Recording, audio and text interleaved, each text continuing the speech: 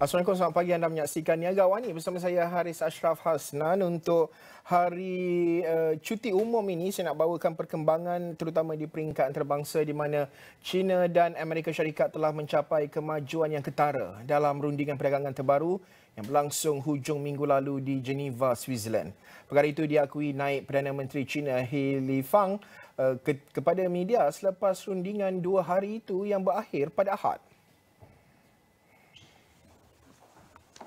Lifang menyifatkan perbincangan tersebut sebagai terbuka, mendalam dan membina sambil menambah bahawa kedua-dua pihak telah mencapai kata sepakat penting mengenai isu-isu ekonomi utama. 双方一致同意建立中美经贸磋商机制，明确双方牵头人就各自关切的经贸问题开展进一步的磋商。中美双方将尽快敲定有关的细节， 并且将于5月12日发布会谈达成的联合声明。 Pertemuan ini merupakan interaksi secara bersemuka yang pertama antara pegawai ekonomi kanan kedua-dua negara sejak Presiden Amerika Syarikat Donald Trump melaksanakan beberapa tarif perdagangan besar terhadap import dari China awal tahun ini.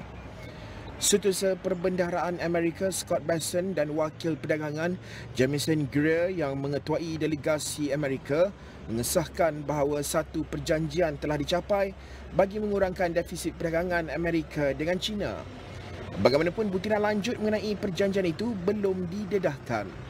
Rundingan tersebut diadakan di kediaman Wakil Tetap Switzerland ke Pertumbuhan Bangsa-Bangsa Bersatu di pinggir Tasir Kelekni, Geneva. Lokasi itu dipilih kerana kedudukannya yang berkecuali hasil usaha diplomatik oleh pegawai Switzerland yang telah mengadakan lawatan ke Beijing dan Washington baru-baru ini. Pentadbiran Trump sebelum ini mengenakan tarif sebanyak 20% ke atas barangan China pada Februari, diikuti dengan tarif balas sebanyak 34% pada April. Pusingan tarif seterusnya meningkatkan kadar tersebut ke tahap 3 angka, menyebabkan hampir 600 bilion dolar Amerika perdagangan dua hala terhenti. Hasil rundingan di Geneva dijangka membuka laluan kepada dialog lanjut bagi menstabilkan hubungan ekonomi antara dua kuasa ekonomi terbesar dunia itu.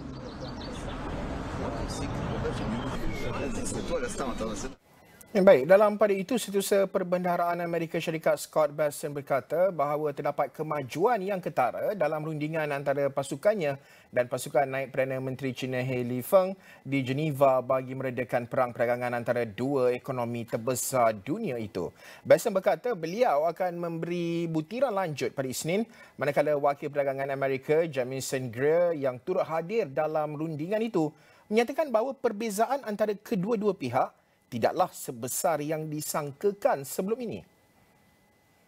But I can tell you that the talks were productive. We had the Vice Premier, 2 Vice Ministers who were integrally involved, Ambassador Jamieson and myself. And I spoke to President Trump, as did Ambassador Jamieson last night, and he is fully informed of what is going on. So there will be a complete briefing tomorrow morning. And this was, as the Secretary pointed out, a very constructive 2 days. It's important to understand how quickly we were able to come to agreement, which reflects that perhaps the differences were not so large as maybe thought. That being said, there was a lot of groundwork that went into these 2 days. Just remember why we're here in the first place. The United States has a massive $1.2 trillion trade deficit. So the President declared a national emergency and imposed tariffs. And we're confident that the deal we struck with our Chinese partners will help us to work toward resolving that national emergency. Baik, sudah tentu kita nak meneliti bagaimana lanskap ekonomi global bakal memberi pengaruh kepada Malaysia. Sudah tentu pada penghujung minggu ini pada Jumaat kita akan menyaksikan pengumuman KDNK untuk suku pertama 2025. Tetapi penting juga untuk kita telitikan dari segi unjuran bagaimana lanskap perubahan global ini mungkin akan memberi pengaruh besar terutama kepada pertumbuhan ekonomi untuk separuh kedua tahun ini. Jadi bersama dengan saya secara dalam talian Dr. Muhammad Afzal Nizam Abdul Rashid, Ketua Ekonomi Bank Muamalat Malaysia Berhad.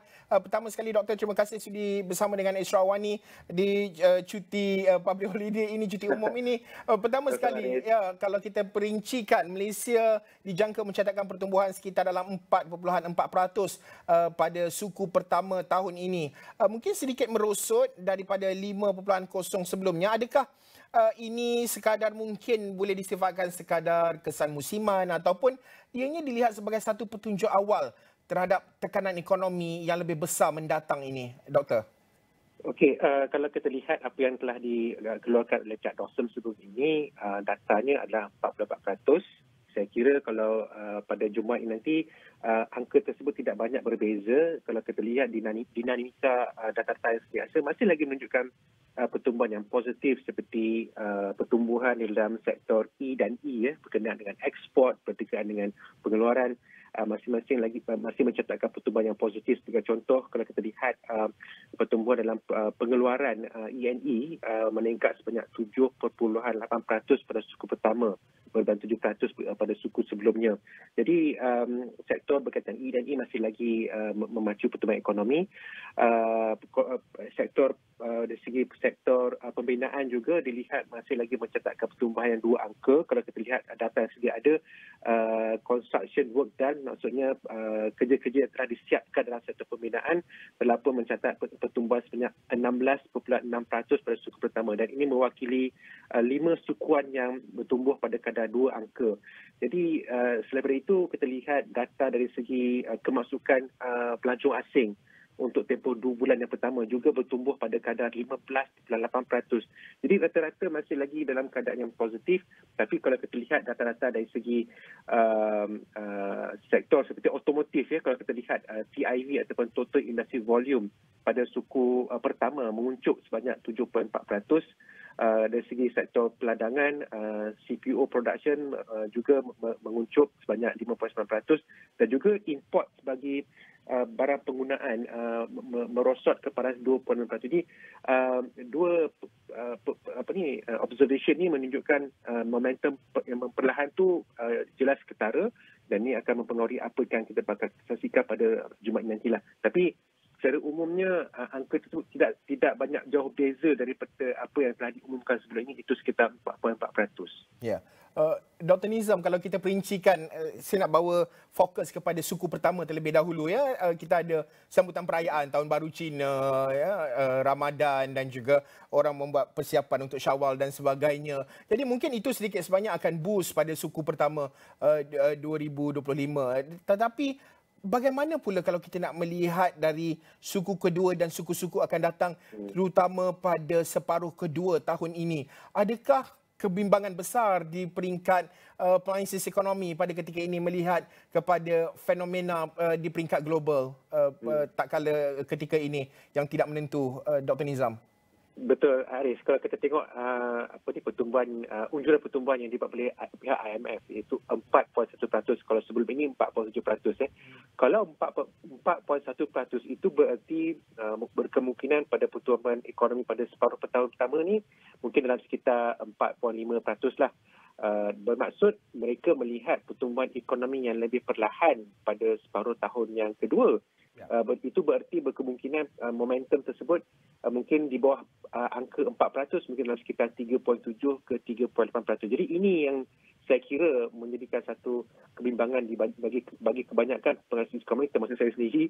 Sebab itu ramai, ataupun saya sendirilah pada yang mesyuarat OPR yang baru-baru ini, kami menyangkakan berlaku penurunan, tetapi tidak berlaku. Tapi apa yang dilaksanakan oleh pihak bank negara adalah menurunkan SRR. Jadi itu jelas menunjukkan bahawa terdapat satu respon oleh pihak berkuasa untuk orang kata itu cuba meminimalkan kesan.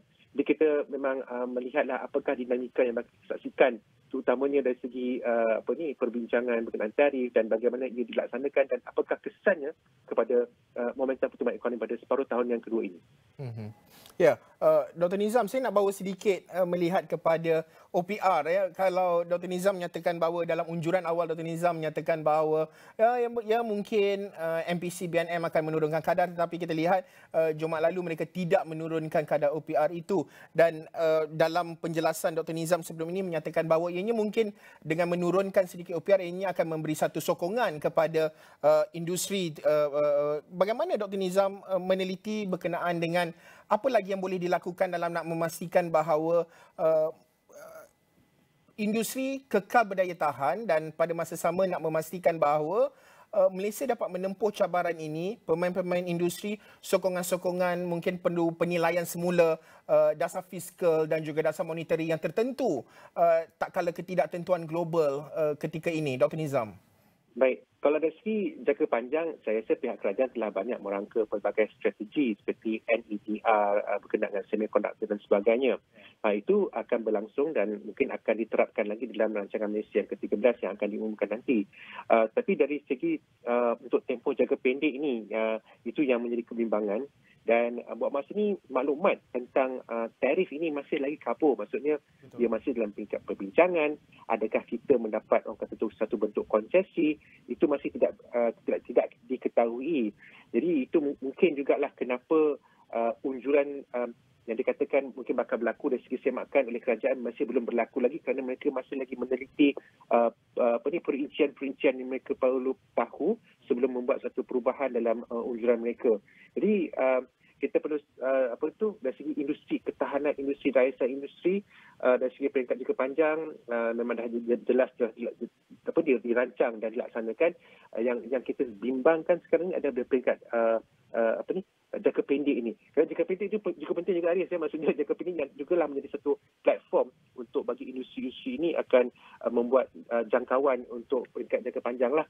Jadi ini yang saya rasa menjadi isu utama buat masa ini tentang apakah yang akan berlaku dan kerajaan perlu meneliti lah, maksudnya yang saya nampak mungkin melihat apakah yang bentuk bantuan yang perlu dilaksanakan yang saya kira akan berbentuk bersasar dan memastikan setiap bantuan itu akan menepati sasaran dan akan menghasilkan outcome yang mereka mahukan. Ya, Dr. Nizam, bagaimana pula Dr. meneliti dari segi pengumuman sebelum ini di sidang khas Dewan Rakyat, Perdana Menteri mengumumkan 1 bilion dari segi dana jaminan untuk PKS dan juga pada masa sama meneliti 50 juta ringgit lagi untuk dari segi pembangunan kepada PKS. Bagaimana sebenarnya langkah-langkah intervensi sebegini mungkin sedikit sebanyak akan memastikan bahawa industri kekal berdaya tahan untuk satu tempoh yang genting, ketidaktentuan nak mencapai kata putus, nak menentukan sebelum selesai, sebelum 90 hari dengan Amerika Syarikat ini, Doktor. Betul.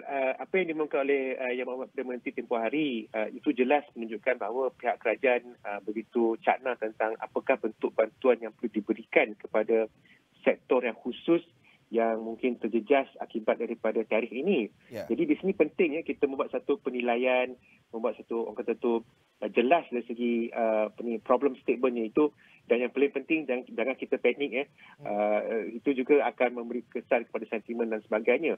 Jadi berbalik pada apa yang telah diumumkan, itu jelas menunjukkan bahawa kerajaan begitu cakna tentang apakah bentuk bantuan yang perlu diberikan. Kalau kita lihat LJTP, maksudnya akses kepada pembiayaan itu dibesarkan bagi pihak PMKS, dan ini akan membantu pihak PMKS untuk merencana dari segi perbelanjaan modal, capex, ataupun perbelanjaan modal pusingan dengan adanya akses yang lebih besar lagi. Jadi mereka perlu menggunakan ataupun memanfaatkan peluang ini untuk merencana keuangan mereka supaya kesan dari perbelanjaan ini dapat diminimumkanlah.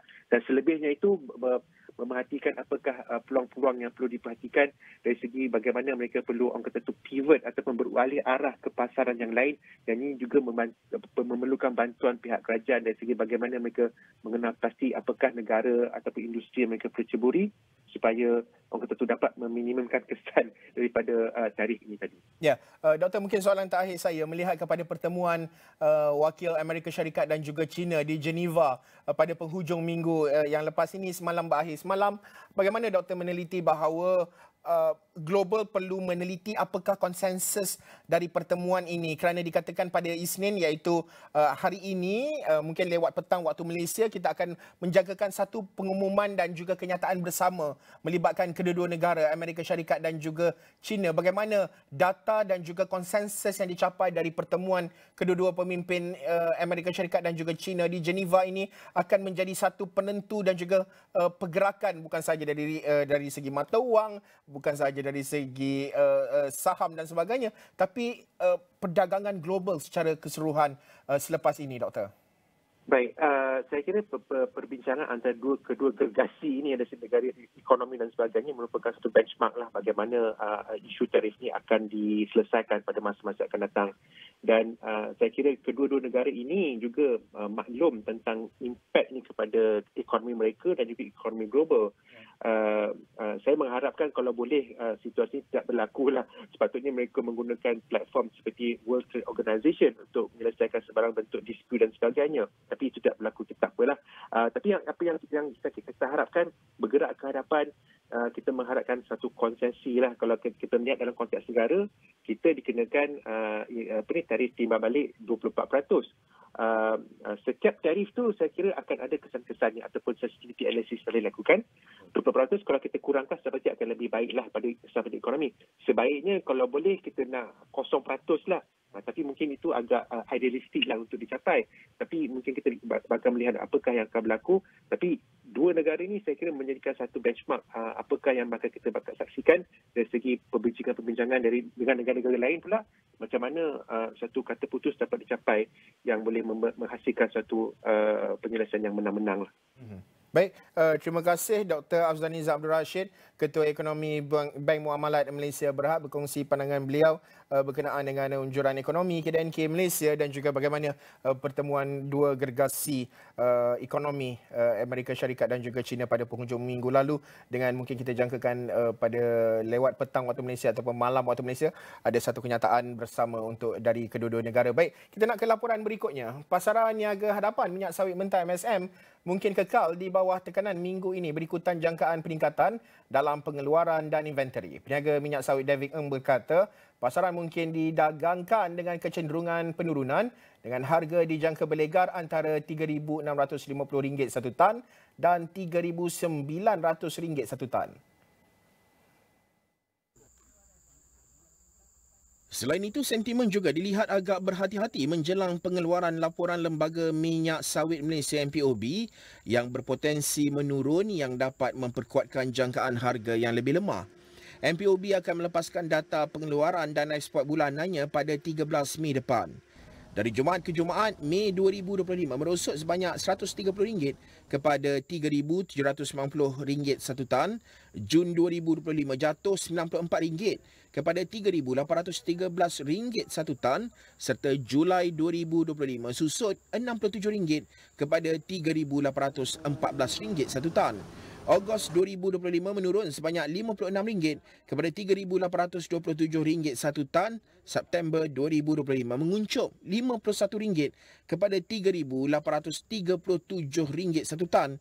Dan Oktober 2025 adalah RM38, lebih rendah pada RM3,853 satu tan.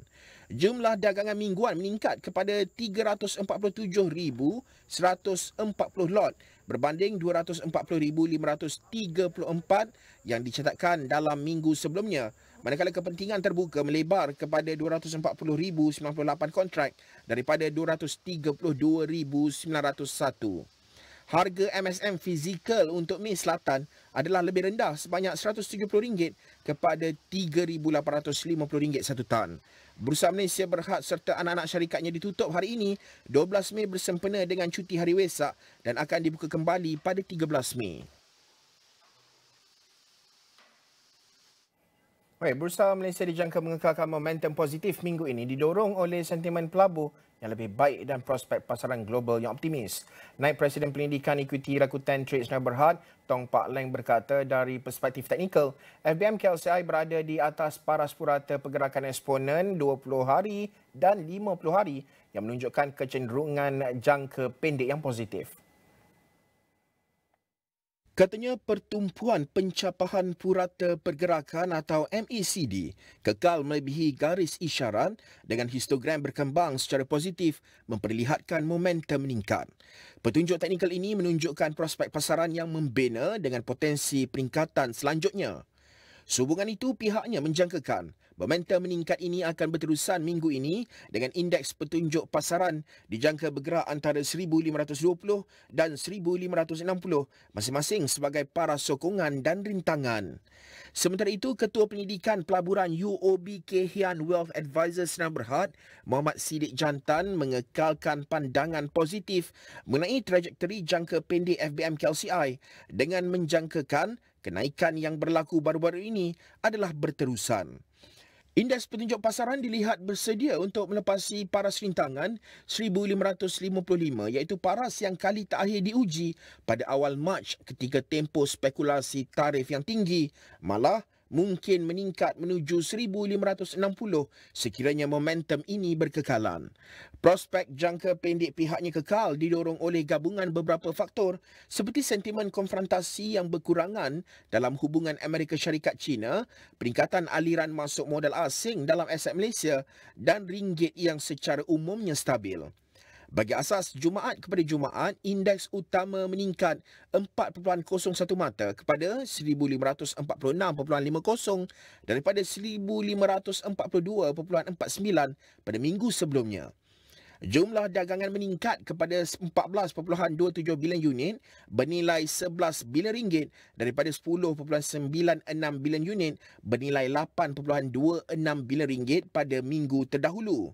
Jumlah dagangan pasaran utama menokok kepada 6.95 bilion unit bernilai 10.36 bilion ringgit daripada 5.61 bilion unit bernilai 7.44 bilion sebelumnya. Pasaran ditutup hari ini Isnin 12 Mei bersempena cuti umum Hari Wesak. Okey, baik, kita nak berhenti rehat seketika. Selepas ini anda akan bersama dengan Nabilah Khaleeda, fokus berkenaan dengan ringgit dan banyak lagi laporan lain akan kami bawakan sehingga jam 10.30 pagi nanti. Kita berhenti rehat seketika.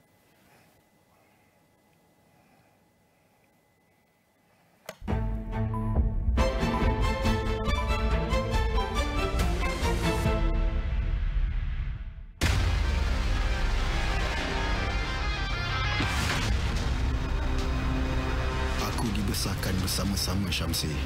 3 jaga 3. Tak sangka Syamsi berbiru. Kau jagrong, man. Tak Syamsi. Semua orang ingat kau dah mati, Boran. Kau dapat peluang start balik. Lepas tu ini yang kau balik. Dah sampai masa untuk awak putuskan siapa awak sebenarnya. Aku Burhan. Aku Keluang Man.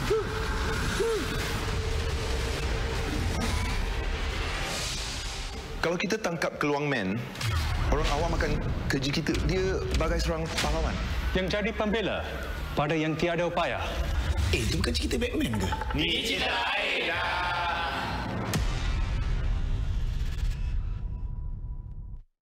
Pagi Rio! Kolaborasi antara TVS dan juga Astro buat julung kali meletup ke Borneo. Konsert meletup TVS di Mini Sarawak. Hanya satu malam kita berhibur bersama bintang-bintang kesayangan anda.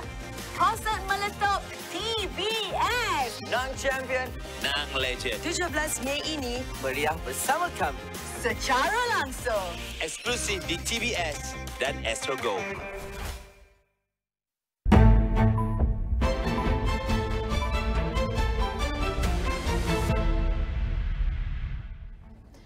Baik, perbincangan seterusnya akan dimulakan berkenaan dengan ringgit di mana ringgit Malaysia baru-baru ini mencatatkan paras terkuat pada sekitar RM4.19 berbanding dolar Amerika Syarikat menandakan pemulihan ketara daripada paras RM4.23 awal tahun ini. Lonjakan ini menimbulkan pelbagai reaksi sebenarnya. Setengah pihak menyambutnya sebagai petanda positif manakala yang lain mempersoalkan kemampanannya. Jadi, apakah faktor pendorong di sebalik pengukuhan ini dan bagaimanakah ia mempengaruhi bursa Malaysia? Dari sektor runcit hingga ke pengeksport, kesannya merentasi pelbagai industri dan lebih penting, apakah implikasi implikasi jangka pendek dan panjang terhadap pasaran saham tempatan, dan adakah pelabur boleh manfaatkan peluang ini di tengah ketidakpastian dasar perdagangan global, khususnya polisi tarif Amerika Syarikat. Jadi untuk menjawab persoalan ini, kita akan terus bersama dengan Muhammad Sidik Jantan, Ketua Pendidikan UOB Kayhan Wealth Advisors. Mungkin pertama sekali Sidik boleh kongsikan apakah faktor yang mendorong pengukuhan ringgit baru-baru ini dan apakah yang berada di sebalik prestasi memberangsangkan ini secara keseluruhan. Silakan. Okey, baik Nabilah. Kalau kita tengok pengukuhan nilai ringgit ini, ianya didorong oleh gabungan faktor global dan juga faktor domestik. Namun, keberkesanannya bergantung kepada kemampanan dinamik ini. Iaitu, pertama kalau kita tengok keadaan sekarang, kita boleh lihat ianya satu proses didolarisasi yang semakin ketara. Yang bermaksud ramai negara ataupun banyak negara yang menggunakan mata wang lain selain daripada US dollar dalam perdagangan mereka. So, ianya didorong oleh yang pertama adalah kebimbangan pelabur terhadap defisit fiskal Amerika Syarikat dan potensi peningkatan tarif timbal balas yang telah mengalihkan aliran modal ke mata wang pasaran yang sedang membangun seperti ringgit Malaysia. So, walau bagaimanapun, kalau kita tengok ini bukanlah satu trend yang menyeluruh sebab sesetengah pelabur masih memilih untuk membeli menggunakan mata wang lain seperti yuan, dan kalau saya boleh katakan di sini adalah kalau kita tengok yuan China ataupun rupiah India, dianya menawarkan potensi yang sedikit lebih baik berbanding dengan US dollar. So yang kedua yang boleh saya katakan adalah pengurangan tekanan ketegangan geopolitik, terutamanya dialog antara Amerika Syarikat dan China. Dan malam tadi kita dah lihat bagaimana Amerika Syarikat dan UK mengadakan pelaksanaan di mana ada beberapa ekspor UK tidak dikenakan tarif. So ini telah meningkatkan keyakinan terhadap mata wang serantau. So namun ketegangan ini mungkin akan berulang sekiranya risiko ketidakstabilan berlaku semula. So kita tahu tarif timbal balik dia delay sekejap untuk 90 hari, tapi sekiranya selepas 90 hari ini berlaku sedikit perubahan naratif berkenaan dengan tarif timbal balik, ketidakpastian ini akan meningkat dan menyebabkan US dollar kembali kepada paras yang terendah. So di peringkat domestik, itu yang tadi saya katakan untuk peringkat global. Tapi kalau peringkat domestik pula, kita tengok reformasi struktur di bawah agenda Madani telah memulihkan keyakinan pelabur. Itu memang kita boleh nampak daripada dua tahun lepas hingga ke tahun sekarang, dan ditambah dengan kedudukan Malaysia sebagai kemungkinan mempunyai beneficiary pemindahan perdagangan global, iaitu kita tahu Malaysia mungkin mendapat tarif timbal balik 24%, tapi berkemungkinan akan rendah. Ianya memberi kelebihan kepada Malaysia sebagai hub untuk negara-negara di rantau Asia kerana infrastruktur di Malaysia jauh lebih murah berbanding di Singapura, dan kita punya what you call that, tenaga buruh lebih berskill ataupun mempunyai skill yang lebih tinggi berbanding di negara-negara jiran seperti di Filipina dan juga Vietnam. Saya katakan Filipina sebab Filipina menerima tarif timbal balik yang lebih rendah. Ada yang berpendapat bahawa syarikat-syarikat multinasional akan menuju kepada Filipina, tetapi kalau kita tengok skill level berbanding Malaysia dengan Filipina, Malaysia jauh lebih tinggi berbanding Filipina. Dan semalam kita juga nampak bahawa sikap Bank Negara Malaysia yang mengekalkan kadar OPR maintain 3% turut membantu, sebab sekiranya premature decision dilakukan oleh Bank Negara, ianya akan memberi tekanan kepada nilai ringgit itu, sebab ianya akan menyebabkan nilai ringgit kembali merendah berbanding dengan US dollar. So faktor-faktor ini yang menyokong pengukuhan ringgit dan risiko seperti ketidakpastian dasar global dan kebergantungan kepada FDI juga kita lihat mungkin akan memberi arah tuju ke mana nilai ringgit pada masa yang akan datang, pada masa 90 hari selepas tarif timbal balik ataupun selepas 6 bulan daripada sekarang. Dan keputusan Fed dan juga Bank Negara mengekalkan kadar faedah semalam itu memberikan sentimen yang berhati-hati ataupun masih orang kata keadaan yang masih terkawal, namun implikasi itu masih lagi kita tak pasti kerana kepada ketika ini kita masih lagi melihat penangguhan 90 hari. Tapi kalau kita nak tengok juga Sidik, bagaimana kesan ringgit yang kukuh terhadap Bursa Malaysia secara keseluruhan? Kalau boleh Sidik kongsikan, adakah ringgit yang lebih kukuh akan menyokong prestasi Bursa Malaysia? Okey, pihak UOB Kay Hian kita ada keluarkan nota teknikal pada minggu ini. Kita membuat analisis berkaitan dengan pengukuhan nilai ringgit dan juga prestasi FBM KSCI. Jika kita lihat daripada prestasi sebelum ini, iaitu keadaan pada tahun 2023 hingga 2024 di mana ringgit meningkat 10% berbanding daripada USD, iaitu mengukuh 10%, dan FBM KSCI actually meningkat sebanyak 12.8%. Dan pada tahun 2021 di mana ringgit berbanding dengan USD meningkat sebanyak 11.3%, FBM KSCI meningkat sebanyak 3%. Dan pada tahun 2019 ringgit meningkat sebanyak 13.8%, meningkat artinya mengukuh sebanyak 13.8%, dan FBM KSCI mengukuh sebanyak 8.2%. So keadaan ini menunjukkan impak positif kepada Bursa Malaysia. So secara umumnya ringgit yang kukuh meningkatkan sentimen pelabur terhadap kestabilan makroekonomi Malaysia yang boleh menyokong equity domestik. Namun impak ini dia tak seragam sebab sektor domestik seperti runcit dan juga barang pengguna mendapat manfaat daripada kos import yang lebih rendah. Tetapi kalau kita tengok sektor ekspor seperti teknologi dan juga komoditi berdepan dengan margin yang lebih kecil. So lebih-lebih lagi kalau kita tengok keadaan sekarang, ketidakpastian dasar perdagangan Amerika Syarikat seperti tarif ke atas import China boleh mengganggu rantaian bekalan global yang secara tidak langsung menjejaskan perdagangan Malaysia. So walaupun ringgit yang kukuh boleh menyokong Bursa Malaysia secara keseluruhan dalam jangka masa pendek, tetapi kalau kita tengok dalam jangka masa panjang, ianya dipengaruhi oleh beberapa faktor untuk menyebabkan prestasi FBM KSCI meningkat. Walaupun salah satu faktor itu adalah pengukuhan nilai ringgit, tetapi sekiranya kalau kita tahu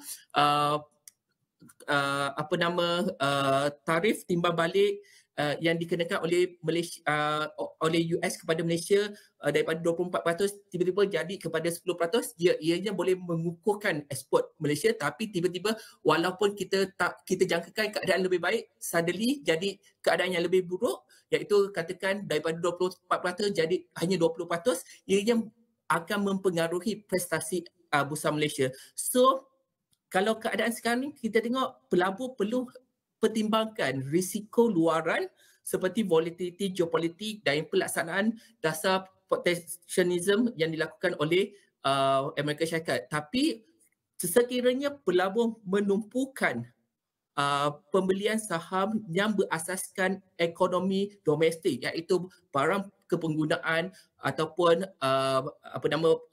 pembinaan, ianya akan memberi kesan positif kepada apa yang saya boleh katakan portfolio alfa dalam portfolio pelaburan mereka. Itu yang pertama. Yang kedua, kalau kita boleh tengok sektor defensif seperti sektor macam semalam kita nampak sektor utility. Ianya memberi peningkatan yang mendadak apabila kedua-dua central bank iaitu Bank Negara dan juga Fed mengekalkan kadar OPR mereka kerana kestabilan kadar OPR, kestabilan interest rate memberi kesan yang positif kepada utility sector, disebabkan utility sector ni dia punya exposure pada debt, pada hutang agak tinggi. So sekiranya kadar adalah stabil, ianya dapat mengukuhkan keuntungan mereka tanpa sebarang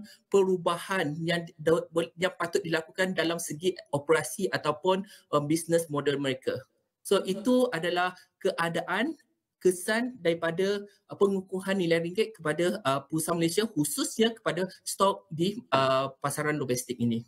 Baik, itu bagaimana ringgit menyokong Bursa Malaysia secara keseluruhan. Tapi kita nak tahu juga dengan pengukuhan ringgit ini, siapakah yang paling untung apabila ia mengukuh, sektor mana yang mungkin berpotensi melihat harga saham mereka meningkat, dan ada juga yang sebaliknya, sektor manakah yang mungkin akan terjejas akibat pengukuhan ringgit ini sendiri. Jadi mungkin kalau Sidik boleh kongsikan apa sebabnya juga. Okey, kalau kita seperti yang saya katakan tadi, so kalau kita tengok kepada sektor yang berunsurkan kepada banyak menerima import, iaitu sektor kepenggunaan, seperti kalau kita tahu rantaian kedai runcit seperti Speedmart ataupun Mr. DIY yang menerima banyak barang-barang import daripada luar, iaitu daripada China dan sebagainya, ianya memberi kesan yang positif kepada syarikat-syarikat ini, kepada stok-stok ini, kerana nilai ringgit yang kukuh mengurangkan jumlah pembayaran yang boleh dilakukan, yang perlu dilakukan oleh syarikat tersebut. So itu yang pertama. Kos untuk sektor runcit amat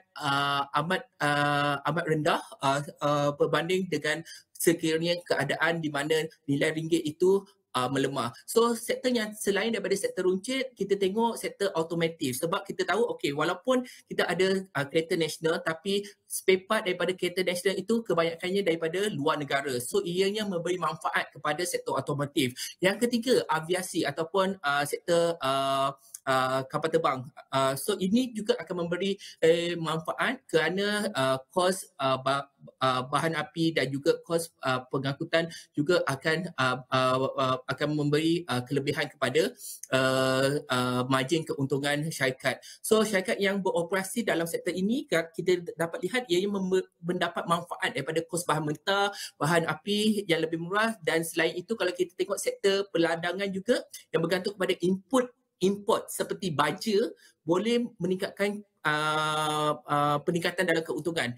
Kita tahu kalau peladangan, kalau palm oil, dia memberi negative result bila ringgit mengukuh, tapi untuk kos membeli baja, ianya dapat memberi manfaat kepada syarikat peladangan. So, namun kalau soalan Nabilah tadi, selain daripada sektor yang memberi keuntungan, apakah sektor yang terjejas? Mungkin saya boleh katakan sektor seperti pembuatan elektronik ataupun EMS dan juga komoditi. Seperti yang saya katakan tadi, macam harga minyak kelapa sawit mungkin menjadi lebih mahal berbanding keadaan bila nilai ringgit itu melemah. So, dengan kata lain, walaupun kita tengok ringgit mengukuh hasil ekspor mungkin akan memberi kelebihan, tetapi sekiranya exposure dalam portfolio perdagangan syarikat tertentu lebih kepada banyak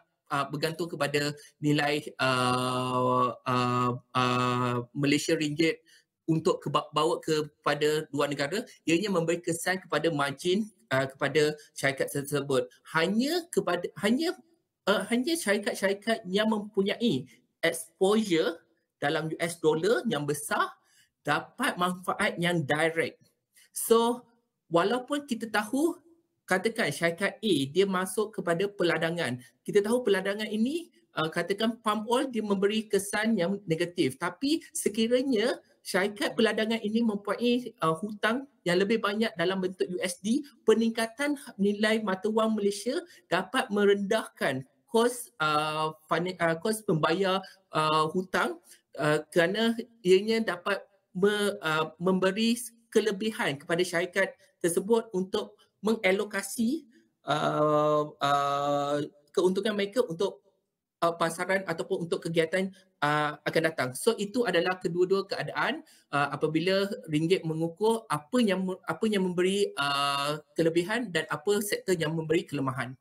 Itu adalah antara sektor yang terjejas dari positifly dan juga secara negatif apabila berlakunya pengukuhan ringgit, dan selain itu apa yang terkesan juga adalah berkenaan dengan pelabur asing, dan pelabur asing adalah antara yang memainkan peranan besar dalam pasaran saham negara. Itu yang dapat kami kongsikan ataupun rangkumkan dalam perbincangan ini. Jadi terima kasih diucapkan kepada Muhammad Siddiq Jantan, Ketua Pendidikan UOB KHN Wealth Advisors, dan segalanya akan kami rangkumkan dalam semua platform digital Astro AWANI dan juga astroawani.com.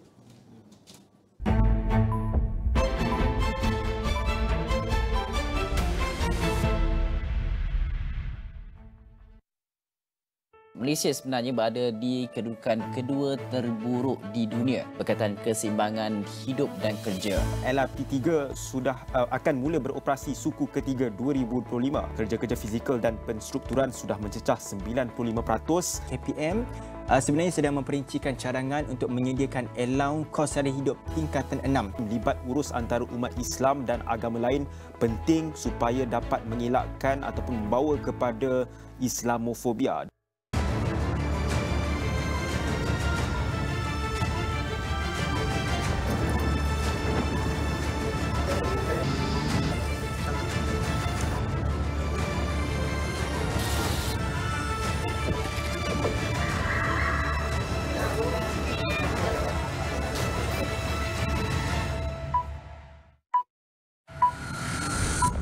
Gempur di AWANI 7.45.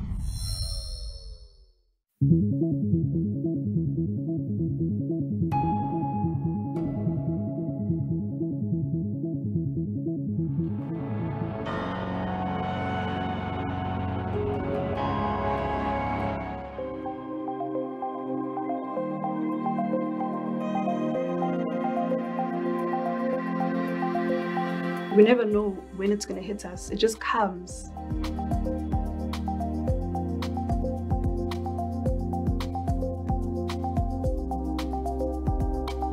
Load shedding has a huge impact on our daily living as a preschool because we use a lot of electricity. We make copies with a copier which uses electricity. We use visual aids in the classrooms like your projectors, your screens, which requires electricity. If there is no electricity, children just have to go outside and play.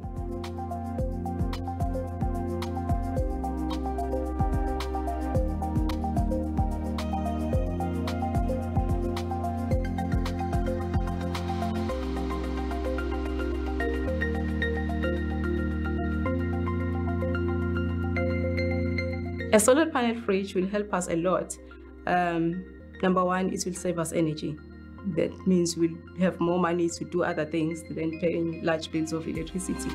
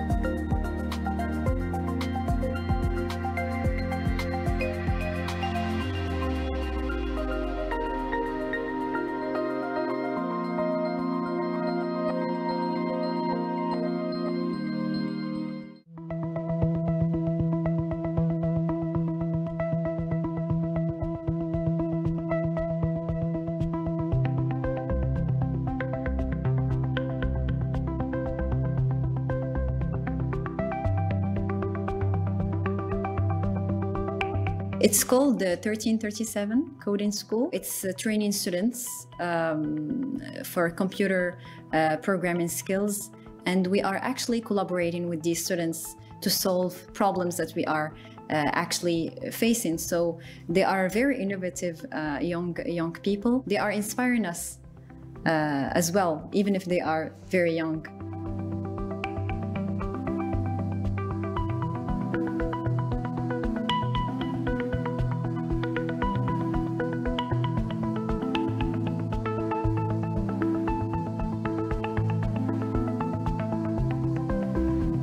They are collaborating in mainly problems like related to data, machine learning, building machine learning models to optimize our manufacturing process. For example, how to optimize production of phosphoric acid.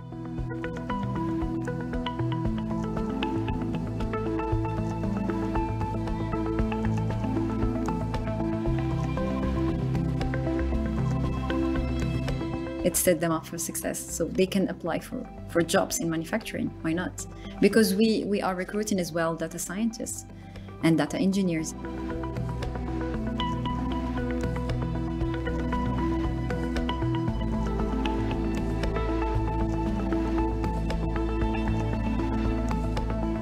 Sustainability and digital will be very much the driving force of the next gen manufacturing, maybe 10 years or 20 years from now. So we have to prepare our workforce to these challenges. From now, we have to think about how to upskill them, maybe to reskill them as well, and make manufacturing careers more attractive.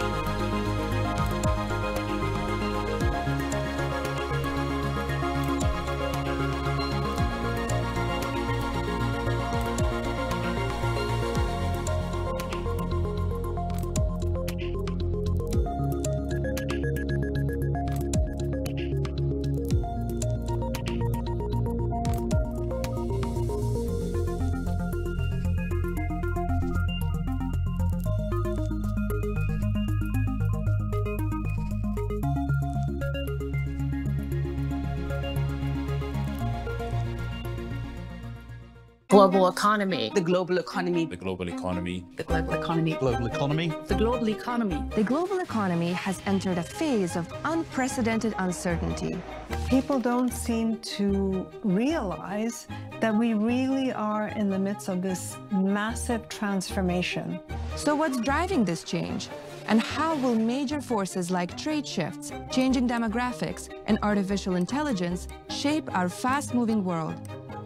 Yes, we see some geo-economic fragmentation, but we don't see yet any deglobalization. We've asked some of the world's leading chief economists, working in both the private and public sectors, to look ahead and pick the trends they think will transform the economy as we know it. It's not that AI is new or machine learning is new. In fact, we all know that it goes back to the 1950s. What's new is the consumer orientation of that AI. These experts explain. The first trend that's on economists' minds is the changing nature of global trade. Trade is all about the exchange of goods and services. This process might seem as natural to our globalized world as travel or sending an instant message. If I had to make all of my clothes, all of my food, all of my housing, all of my shelter and so on by myself personally, clearly this would be a disaster. So what do? I specialize in something, you specialize in something, and we exchange. I think it stands to reason that this is the absolute fundamental pillar of our prosperity.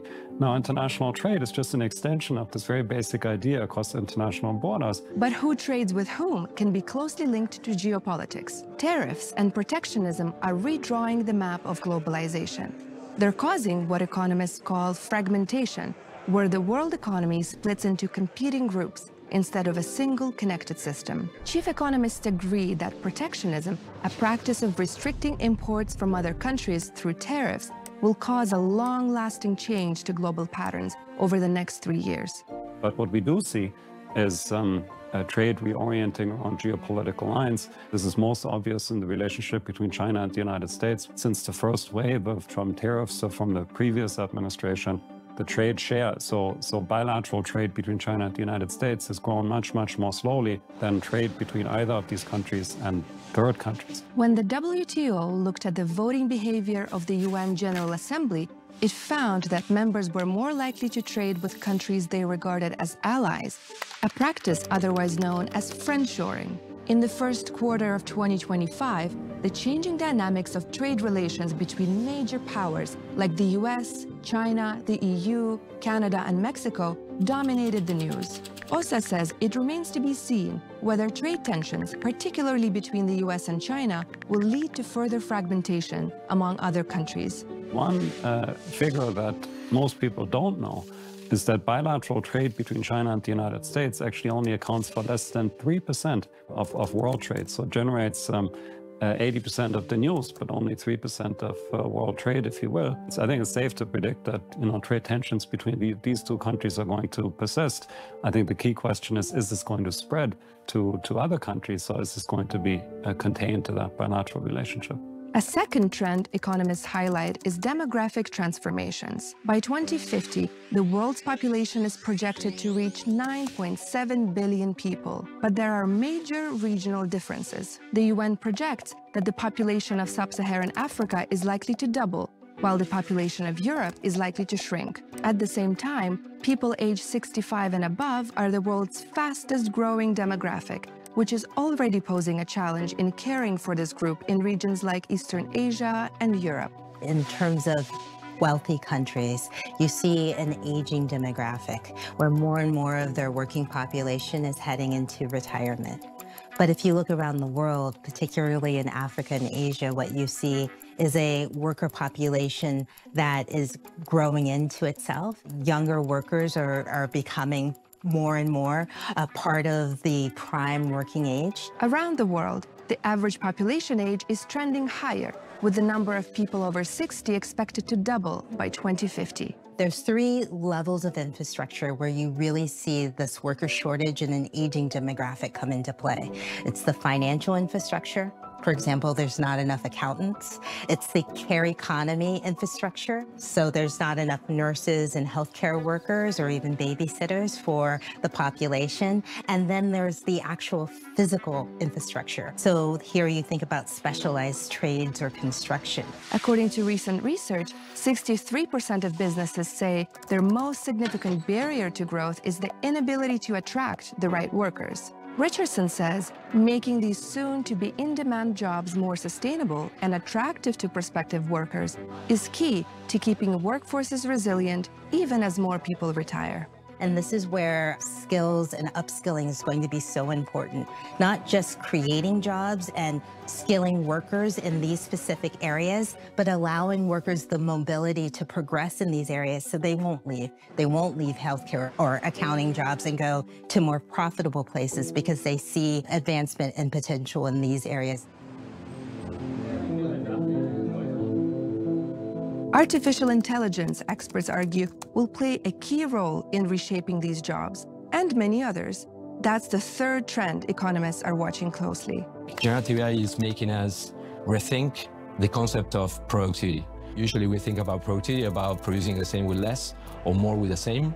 I think generative AI is making us think that productivity is more like producing better with less. Take AI agents, for example.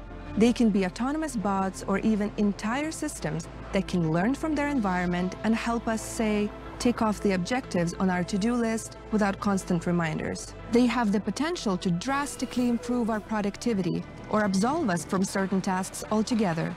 But these technologies should not lead to a loss of jobs.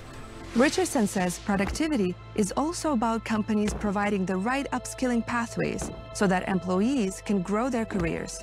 It's becoming even more important to be in a world where companies are invested in their talent, in human capital, moving from just managing workers to developing workers. So where does that leave us with AI? Will it make us more productive at work? There's a famous economist from MIT, Robert Solow, won the Nobel Prize for Growth. He was talking about computers in the 1980s. He said, we can see computers everywhere, except in the productivity data. So it took a while for those effects to show up. It may show up sooner for AI. The view seems to be that the impact of the technology may be a bit more rapid than we saw for computers. But I think directionally, we're all pretty confident we're going to see some sort of improvement coming out of AI. Generative AI could contribute $4.4 trillion annually to the global economy, reshaping industries and international trade as it develops. In a 2025 survey of businesses, 86% of respondents said AI could transform their work more than any other technology trend such as robots, semiconductors, or quantum. It's not just about the great tech.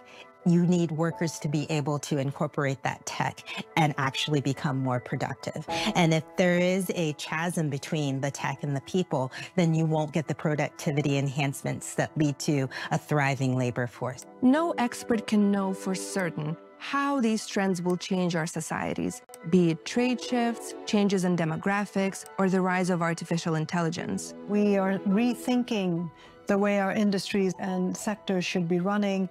We are reimagining what the future will look like under a more sustained framework. I mean, these are big changes. Understanding global trends can help all of us feel more empowered to tackle the challenges to come. That's where economics comes in. The World Economic Forum's chief economist community publishes their outlook 3 times per year, highlighting global economic trends and developments.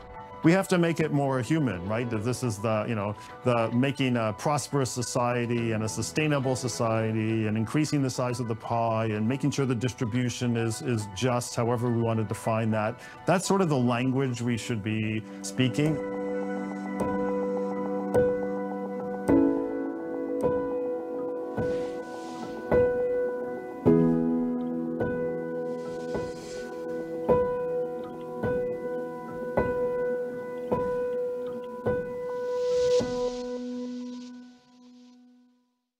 Malaysia sebenarnya berada di kedudukan kedua terburuk di dunia berkaitan keseimbangan hidup dan kerja. LRT3 sudah akan mula beroperasi suku ketiga 2025. Kerja-kerja fizikal dan penstrukturan sudah mencecah 95%. KPM sebenarnya sedang memperincikan cadangan untuk menyediakan allowance kos sara hidup tingkatan 6. Melibat urus antara umat Islam dan agama lain penting supaya dapat mengelakkan ataupun membawa kepada Islamofobia. Cerita ini bermula dengan dua first wives. You curi duit suami you and then you expect dia tu jatuh cinta balik pada you. You tak layak bagi advice marriage pun dekat I. This is why women need to know how to choose their husband properly.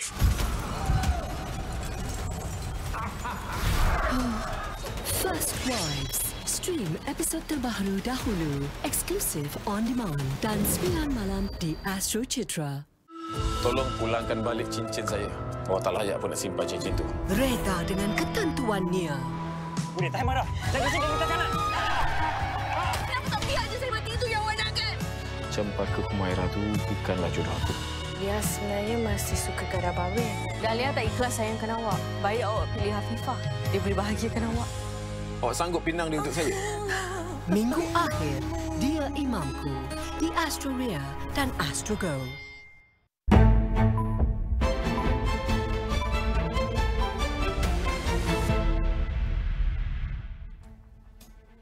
Hello and welcome to Niaga Spotlight with me, Tamina Kausji. Niaga Spotlight takes us through the week in economic analysis and future affairs.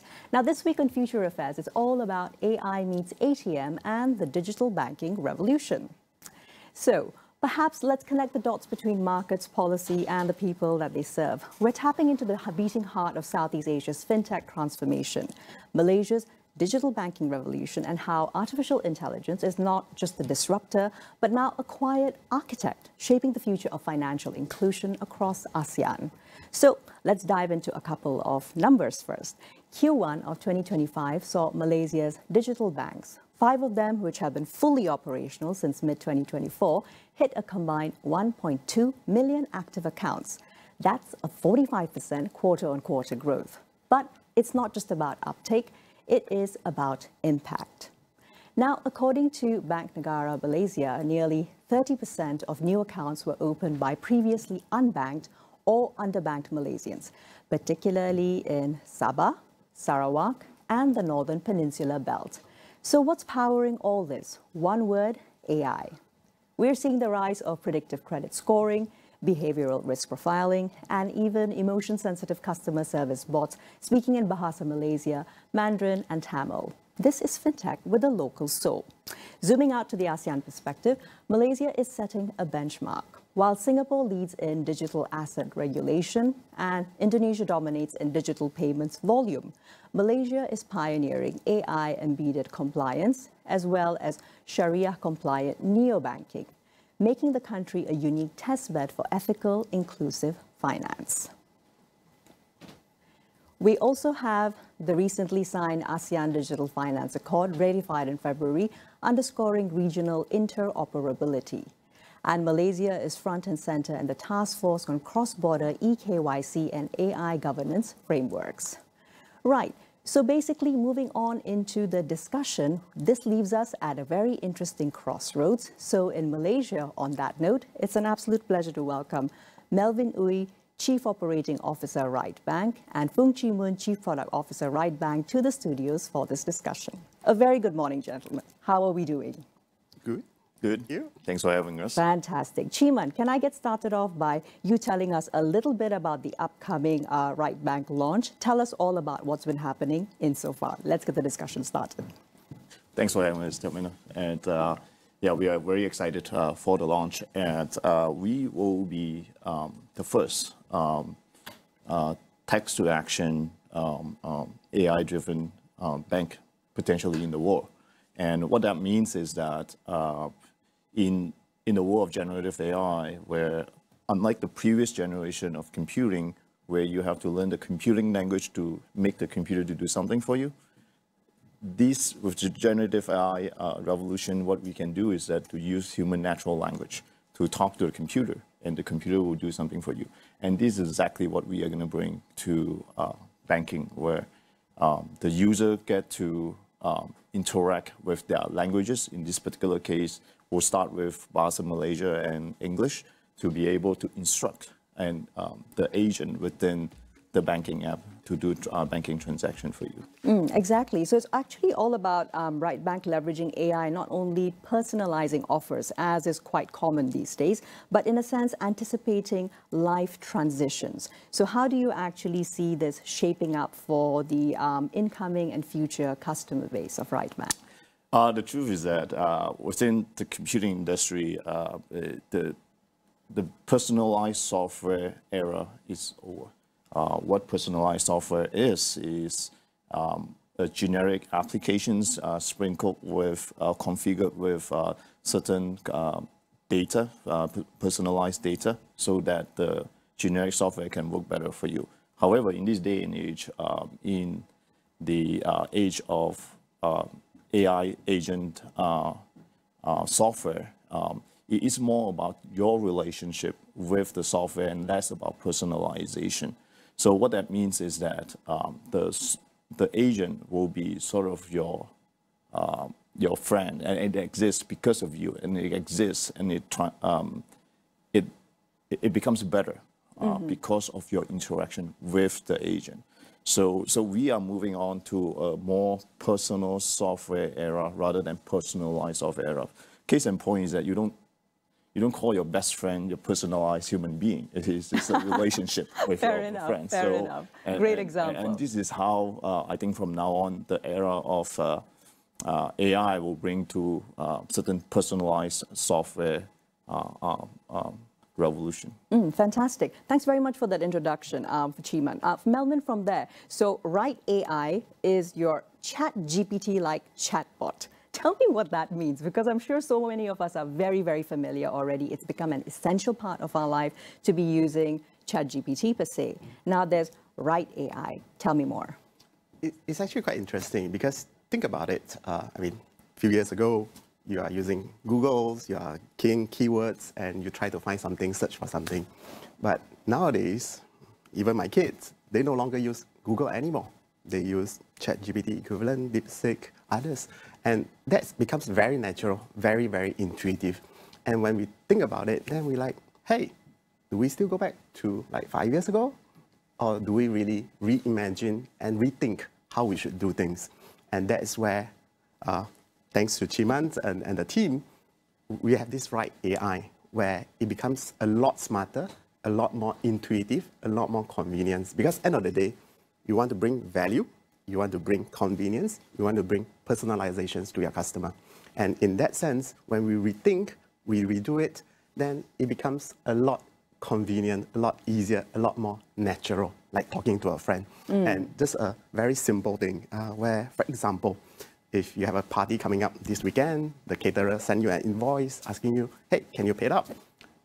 The typical case is you log into your phone, you go to the app, you make a key into your bank account, look for the bank, key in the account number. It's like 8-10 steps to it. Yes, sure. It takes at least a few minutes out of your day. Crazy. You've got to have 100% focus, make sure there's no mistakes, or you got to go back and do it all over again. And that's painful. Sure. So others may think that, I have 10 steps, why don't I bring it down to 8, bring it down to 6? Okay. Incremental. But to us, we're like, hang on.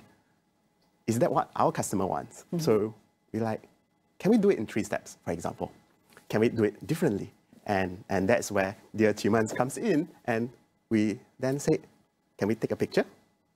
Can we upload it? And the information extracted is correct. Press a button, confirm, done.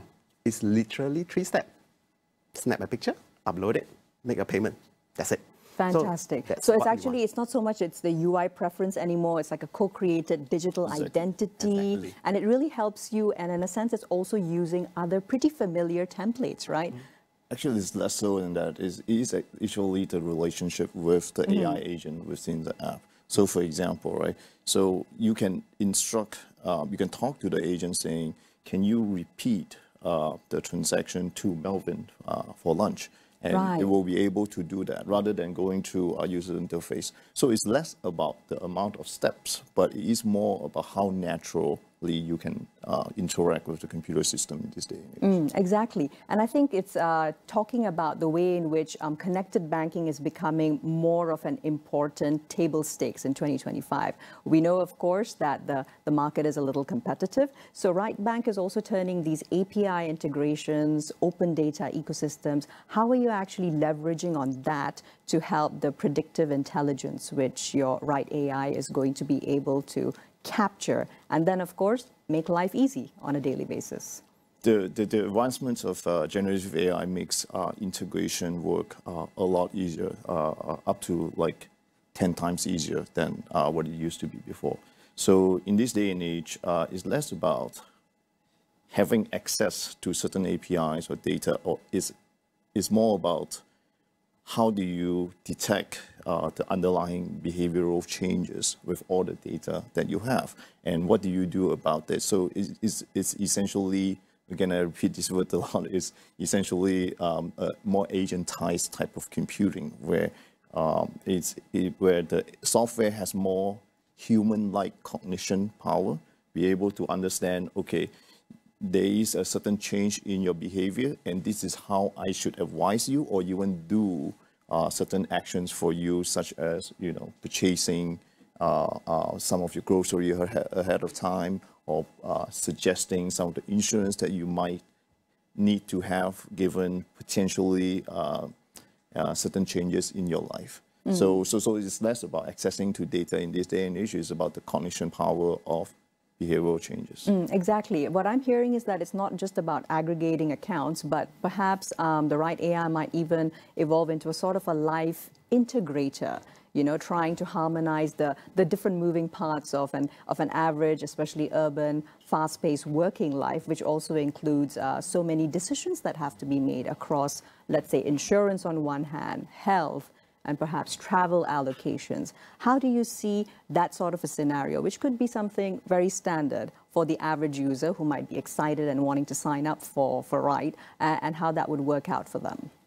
So essentially, you can think of the system as a multi-agent systems. You have certain agents that is responsible for and good for your transferring money, and some agents that are good for potentially booking restaurant for you. And there's certain agents, for example, you can have, say, Shopee agent, where you, through the bank app, you will be able to potentially to purchase something on Shopee that you have purchased before.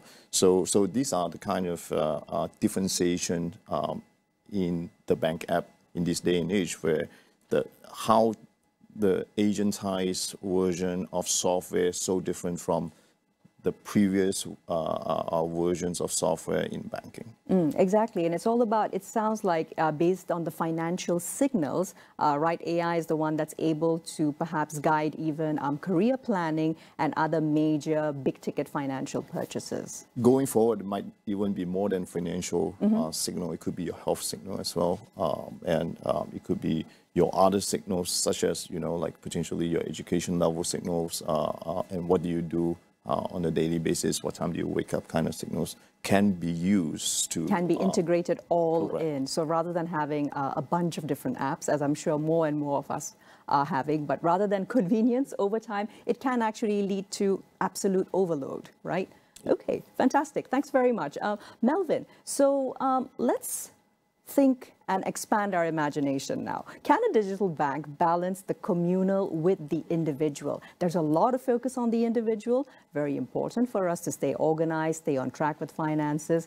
But what about creating digital spaces where financial goals may be even pursued collectively? Any thoughts around that? Good questions.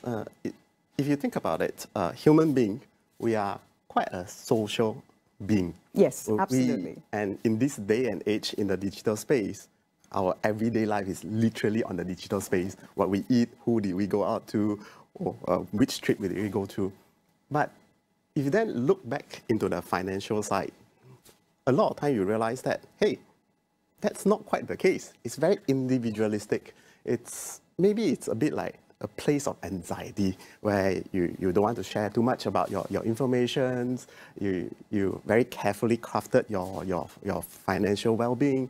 So we think about it, then we're like, what can we do differently? how do we marry the two together? How do we humanize the financial part? How do we segmentize, understand our customer a bit better, and do something very different? Without giving up too much about what is coming up, imagine if you have the capability of grouping it together. Imagine that 3 of us, we play badminton on a weekly basis. Right.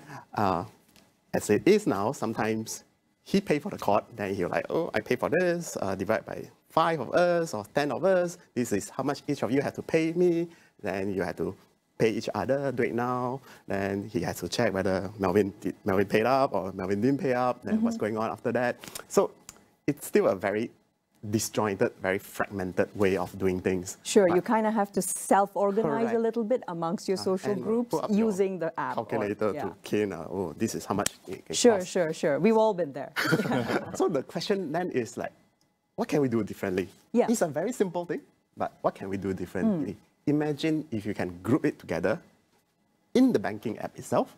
Imagine you can select the friends that you have that you want to share the cost with. Imagine that you can track every single transaction, whether someone has paid, someone has yet to pay. And imagine you can even add the fun social element to it. Maybe Chiman forgot to pay and Melvin being a bit worried. And like, hey, Che, which happen all the time. Emoji of a money and a shark, or emoji a red paint splashing over. I think that's a lot of things that we can do. And we haven't humanized it. And we haven't really bring everyone together. And that is something that is very core to our heart, how we reimagine, how we want to do it differently. Exactly. And because you mentioned the social aspect of things, right, Melvin, that immediately made me think of something which is quite traditional to our culture when it comes to saving collectively, kutu, as we call it, right? Now, what if it could be possible to somehow digitize this using maybe even blockchain smart contracts? So that would perhaps lead to a digital presence where your social circle, which might have formerly saved, just in person, storing it with one makcik or one pakcik or one, nominated leader of the group. But now this could be online, living on an app, perhaps. And that could be the way forward, because you can also then actually manage automatically group transactions, withdrawals, and keep track of everything in a manner that's not only transparent, but gives everyone an insight into where we go from here financially. Very interesting. Thank you. Thanks very much for that. So lots of group goals and moving finance from individual to a little bit more personalized as well. Chiman, I want to come back into talking about the fact that banking-wise, the expectation is that it's going to continue on 24/7. And the access is, real-time, and you need to have that kind of decision support. So how does Right Bank use and want to be using the human and AI sort of synergy to define presence? Tell me more. So we always want the AI to be able, the agents to be able to serve human as much as possible in such a way that it can even predict the need before the users need it. However, we do have, whenever there is a need for it, our users will be able to call our number and be able to reach a real human being for more empathy type of support as well. And when we also built a whole bunch of tools, a whole bunch of AI as well to help our operations people to be able to more to better serve whenever there is someone calling in with certain trouble, and hopefully with not just AI serving people, is AI serving the operations that serve people. And with that, I think hopefully we'll reinvent how a bank can serve human being in general.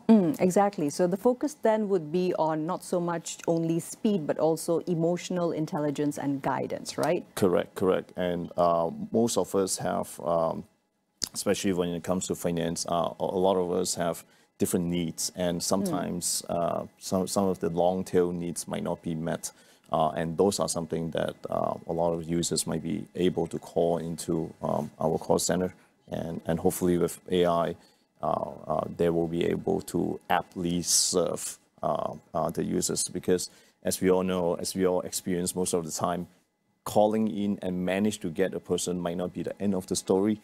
The person might not be able to help you very well. So that's something that we seek to improve upon significantly. True, exactly. So making a good case for actually doing away with the human interaction, but perhaps AI that's actually able to build a sort of a trusting relationship then, right? Correct. So I think with trust also comes emotional contextuality. Do you foresee it be possible for AI to be perhaps trained in a sense to detect maybe hesitation, doubt from what the feedback is coming in from the user? Because that could perhaps help, especially because I go back into the incredible statistic that we have. 30% of digital banking accounts are actually been opened by underbanked or previously completely unbanked Malaysians. It's a good question. And I think AI, for the longest time, are viewed as robotic and generally more intelligent than a lot of human beings. However, I think AI can actually out-EQ human beings simply because it has an infinite amount of patience. Fair enough. Unlike a human operator who may reach the end of their... Correct. Yes. And from our experience, surprisingly, not just that, when you declare certain agent as AI agent, the users tend to be more patient with the AI agent simply because there's no reason to yell at an AI agent. So, understood. It's also, it checks our cues and our feedback. Correct. So I do think eventually we will arrive at a point that AI will be a lot more understanding of human condition than human themselves. And case in point is that if you look at the trend all around the world, a lot of people are starting to use AI as their therapist. And ChatGPT specifically, that's something that is changing. Yes, exactly. And I think because you mentioned that, that also is going to lead overall to greater feedback available as a database for tailoring live interactions based on the fact that a lot of human emotions are being articulated, aggregated, and analyzed. Exactly, and this leads to the fact that I think going forward, banks are generally known as slow-moving, but I think in the age of AI, agility,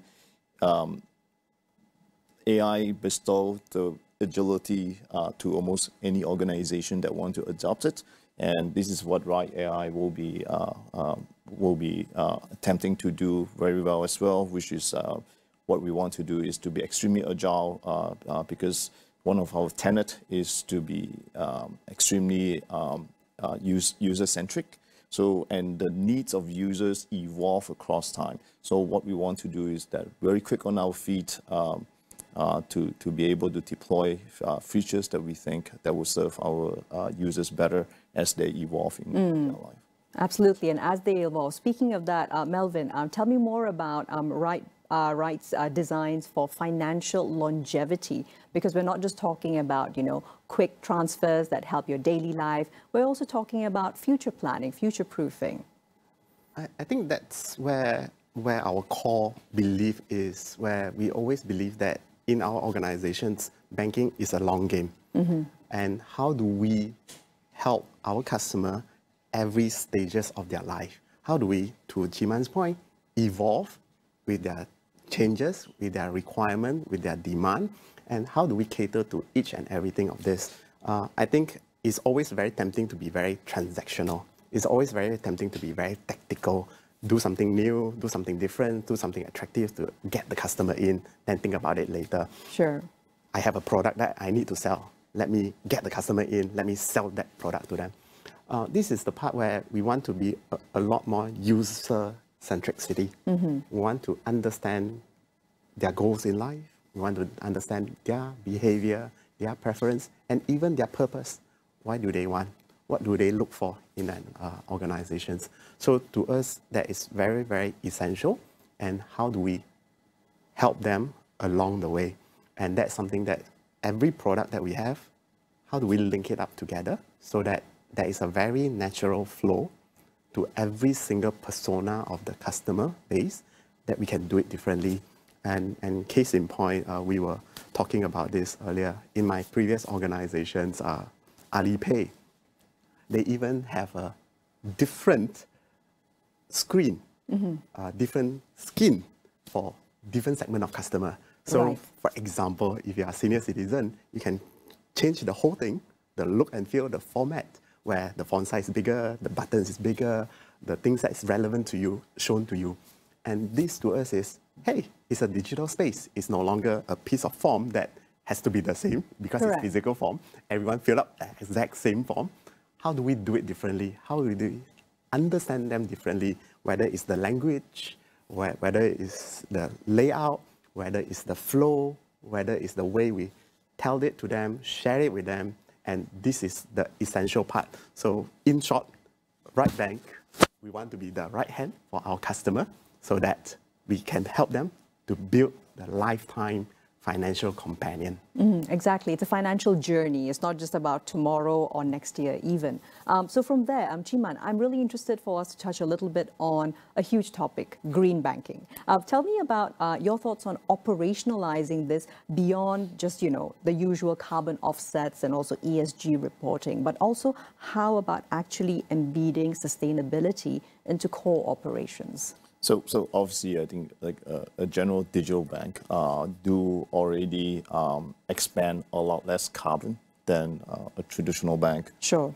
In the sense that we don't have the footprint with the air conditioning and computing that is needed for each of the branch, right? So, and with a purely digital bank, we also don't use as much paper being printed out. Simply because we have less offices and we don't send out paper on a regular basis as well. Yeah. So, but beyond that is that we use a lot of AI, and AI is known for being reasonably power hungry. And however, our AI is being deployed in our data center, and our data center is a 500 megawatt data center powered by a 500 megawatt of solar panel. So, which is, I think, one of the first green data center in Southeast Asia. So this is how we try to be as green as possible on multiple fronts. Exactly. So I think it's not just about, talking the talk and, being okay just because you're already a digital bank, but really embedding that sustainability all in and all through. It's been a really interesting conversation. I could definitely go on, but all in, of course, wishing Right Bank actually all the best. And when will actually it be open for actual subscriptions? Is there a wait list, Melvin? The wait list is already there, so everyone can download the app, can literally put it in. We are very, very excited. As much as I want to say it, I always tell my colleague that it's soon, but not soon enough. So look out for the space. We are coming up pretty soon. All right, so Q2, what a way to get started. Gentlemen, thanks very much for your time today. So that was, of course, Melvin as well as Chiman from Right Bank. And that's all from Niaga Spotlight today. Join us again next Friday, and there'll be an exclusive interview featuring MCMC and their ongoing efforts to curb digital financial scams. I'm Tamina Kavji signing off, reminding you that in this era of smart banking, it's not just systems that need to be intelligent, but policies, partnerships, and people too. See you next time.